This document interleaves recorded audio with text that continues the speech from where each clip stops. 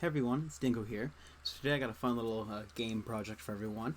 We're going to be building a snake game using the pygame module. So if you don't have pygame, it's pretty simple. All you got to do is open up your terminal. You can do it in Visual Studio Code. You can simply just do that by going over to run. Going to terminal, new terminal, a terminal open up, and of course all you have to do is do pip install pygame. I already have it downloaded, so I don't need to do it. But if you don't have it, you're going to need it for this tutorial. So we'll take a look at it. And we'll see what it takes here to build our game. Oop. That was actually, I was grading that. That was somebody else's. That's my bad. So we go to pygames. Snake versions, and this will be the first version I'll be showing you guys. Okay, and we'll run this and we'll try it out, and just to show you guys what we're going to be building. Okay, as you can see, I am a tiny little dot on the screen right now because I am only the head of the snake. So we'll try to grab some food here. There's one.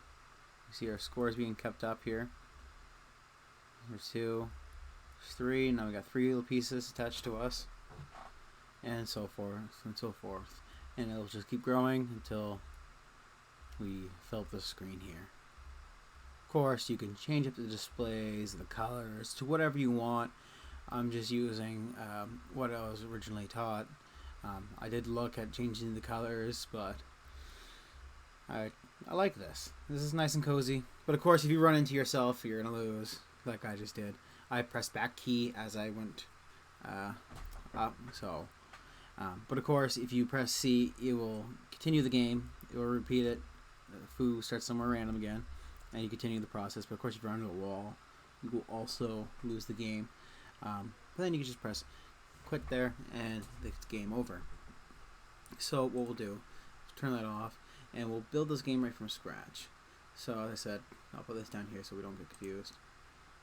I'll put ours back up here, and we'll build this, and I'll say py snake game tutorial. Now there's a lot to it, so we're going to go through it quite quick. However, we'll explain it by chunks to try to make it go a little quicker. So we'll put this folder into our Visual Studio Code. We'll open this up big screen, because I usually forget to do that. We'll create our file, so you can call it whatever you want. We're just going to do snakegame.py because it makes it easy, but make sure you have that .py at the end because that establishes that's a Python file. Okay, so now we're going to just simply we're going to put some of our imports in here, which shouldn't be too bad. So we'll import our pygame. Then we'll import time, and we'll import random. Oops. Helps if I put that on a line there. Okay. So now we want to initialize our pygame.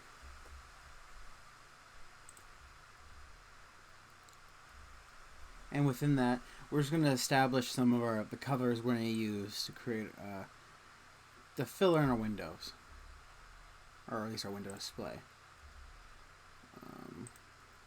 So of course we have white, yellow, black, red, green, and blue. And now these are all equals to these digits here. These digits are just clarifying that color is aligned with those digits. These are not adjustable. So for example, if you put red in label red and then you change this set of numbers to yellow, wherever you put green, it will print or like display a color yellow because these numbers are assigned automatically through pygame. So you cannot change them. Okay. So now what we're going to do is we're going to add our display's width and our display height. So now this will be what the window size will be when it comes on. This is what this was what it was originally set to when we ran the game. So this is what we can expect to see, is something similar. And then of course we're going to have to throw in the display definition here, because we also need to label our title as well, is what the second line of code would do. So you can see our display is going to be the pygame display in a set mode to be the width of what was 600 and the height of 4. And then of course our caption title at the top left will be pygame by Dingo. And then of course we need to add our clock function there to help keep track of time.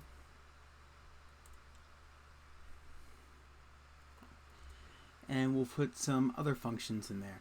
Like for example, we need to know what size our snake body is going to be and how fast it's going to be moving. Those are the variables there we'll be using. So snake block underscore block, that value will be equal to 10, and snake underscore speed would be equal to 15. So when we go to set up the game and we put these variables into play, all we'll have to put is either snake block or snake speed, and it will be registered as either 10 or 15, so I don't have to remember what we set it to each time. And of course we're definitely going to need fonts. So we're going to need a font style establishment, or established. So here we go. We have our font style pygame font with our the system font, and we use two different fonts here, and we use the comma and then the numbers to establish the font size. Now that that's established, we can set up some definitions. So when we want to define what our score will be, we can simply define that as define your score, and in brackets score, so that the value is equal to score underscore font dot render. So it will print your score with the string as the score value that changes, that's true to yellow, and that it will display a blit value of 0 and 0. So that's just a positionary point to start. And now that we got that, we'll define a couple other things here. We will define our snake.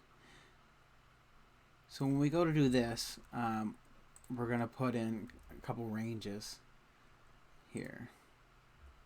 So define our snake, we use snake block and snake list. So for X and snake list, we draw a rectangle, and that's black. That's going to be in position 0, 1, as in black. The snake block, and it must follow snake block for snake block, and that's what it is. Okay. Now we'll go through. We'll add another definition here. So now we need a definition. We need to define our message and then have that colored, and then render it whether it's true or not, and then of course have it display within the screen. So we'll add all that into there. Bang, just like that. So you can see a definition, define a message as message and color. So message is either font style dot render, and message and it's true. We're gonna set that to true, and have it to go with color. So with the display blitz, we have our message within its dimensional range. And now we can start creating the game loop. Now this is where it's going to get probably a little crazy, but we'll roll with it. Okay. Now this is going to be the start. So this is where we define our first initial game loop, where we have some food, we have our snake list with our length of snake established, we have, oh,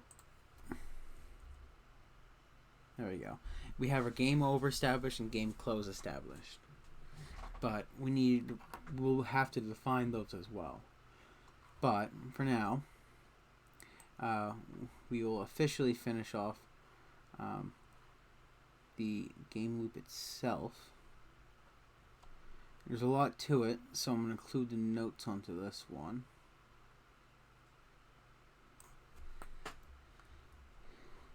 Because it's going to be pretty much the end of her. And so now when we go back up here, we are at the food here. So when the snake eats the food, it will add itself to the snake. So we do all that within the game loop. So now we define what what end game is. So while the game is closed, we're going to set that to true.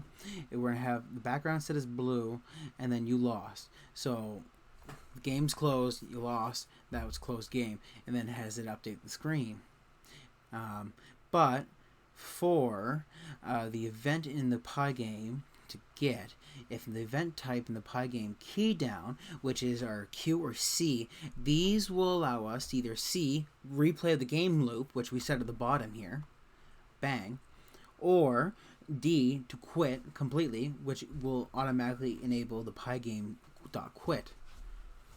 So then when we go through, we add our movements and collisions for the snake. So we use an event game, pygame.quit. If the game over is true, it's done. But if the game event type is equal to game py key down, if the key press of left, right, up, or down are activated, it can be changed. But, of course, if it goes so far into a specific direction, it can be blocked. Okay, so ending in our added snake parts for consumption, this will, how do I word this? This will allow us to append other snake parts every time food is eaten.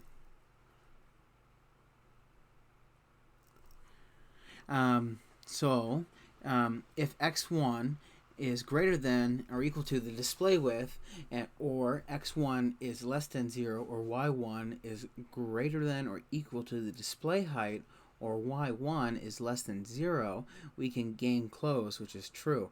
So that means you'll exit out of the borders and you will lose.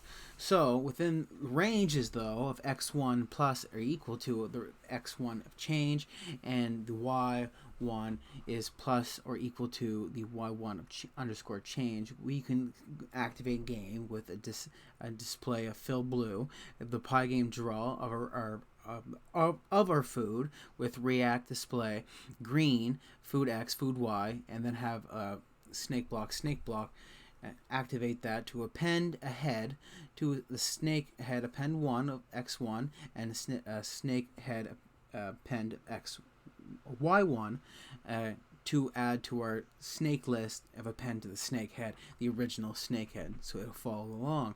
This will delete the extra links to make sure we only add a piece at a time and that our snake is within what we need. So if the len snake list is greater than length of snake, delete snake list 0, and that number will change depending on snake list. For x in the snake list of -1, if x is equal to less than the snake head, then you lose the game. The game closes, and that's equal to true.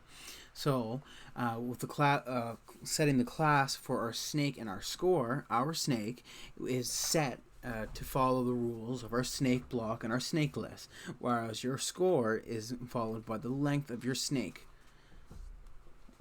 And then, of course, we need to update the window by pygame.display.update. And by finishing off, if the x1 of equal food x and y1 of equal food y, food x is equal to round the random range of 0 dis width minus snake blocks, which will follow within the range of the collision walls. divide that by 10, times it by 10, and then food y round random range of 0 display height minus the snake blocks within range of the walls, divided by 10 and times it by 10, adding the length of snake plus 1 equals 1, which adds into our appendings. We can clock tick the snake speed, update the frames, and add our pieces. And then, of course, we can exit out and gameLoop that. So when we play all this together, we get our snake. So if we run this,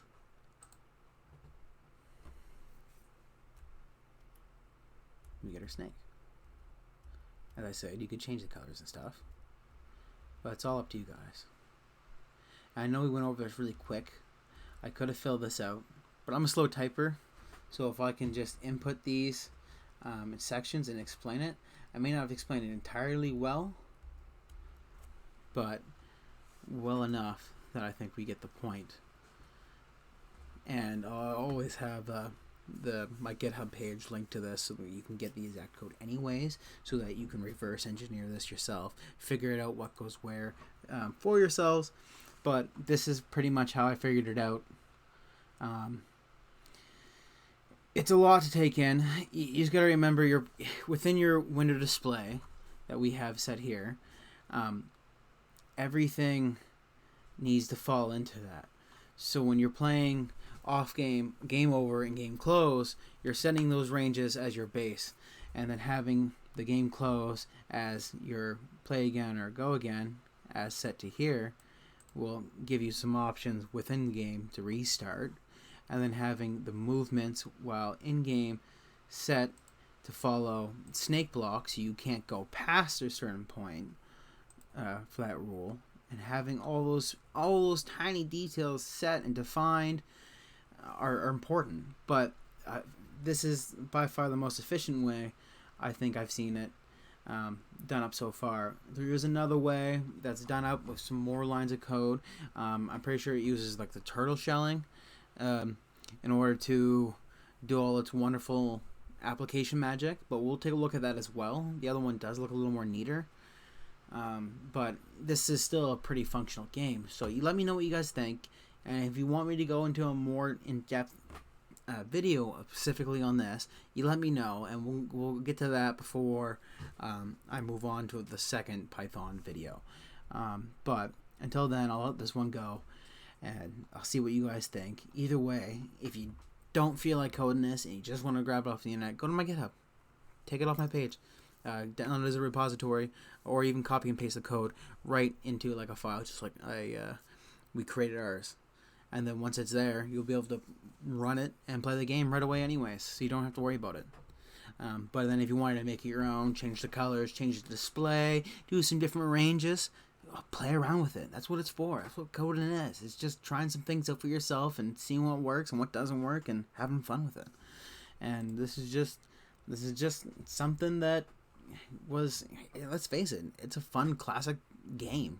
Why not build it for yourself? So that's it for today. So I'm going to exit out of this. I'm closing the folder. It's already saved for me.